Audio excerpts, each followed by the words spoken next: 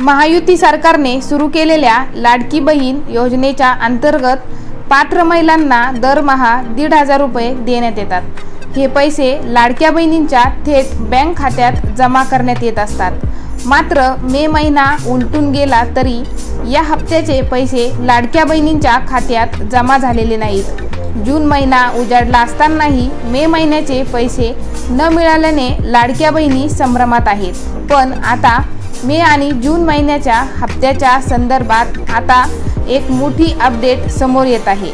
मे आणि जून महिन्याचा हप्ता एकत्र मिळणार का याबद्दल व्हिडिओतून जाणून घेऊ।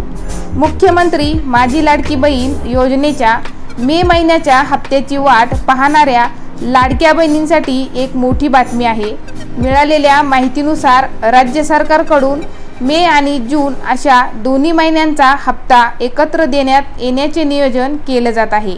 म्हणजेच मे महिन्याच्या हप्त्याचे 1,500 रुपये आणि जून महिन्याच्या हप्त्याचे 1,500 रुपये असे एकूण 3,000 रुपये लाडक्या बहिणींना एकत्र दिले जाण्याची शक्यता आहे। लाडक्या बहिणींना मे आणि जून महिन्याचे असे एकूण 3,000 रुपये एकत्रित दिली जाण्याची शक्यता आहे।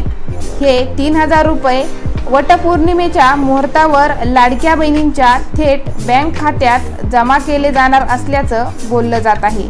मात्र या संदर्भात अद्याप सरकारकडून कोणतीही अधिकृत घोषणा करण्यात आलेली नाही। लाडक्या बहिणींना दरमहा 1,500 रुपये राज्य सरकारकडून देण्यात येतात। पात्र महिलांच्या बँक खात्यात थेट डीबीटी मार्फत पैसे जमा होत असतात। आतापर्यंत एकूण 10 हप्ते लाडक्या बहिणींना देण्यात आले आहेत। आता मे महिन्याचा म्हणजेच 11वा हप्ता तर जून महिन्याचा 12वा हप्ता लाडक्या बहिणींना मिळणार आहे।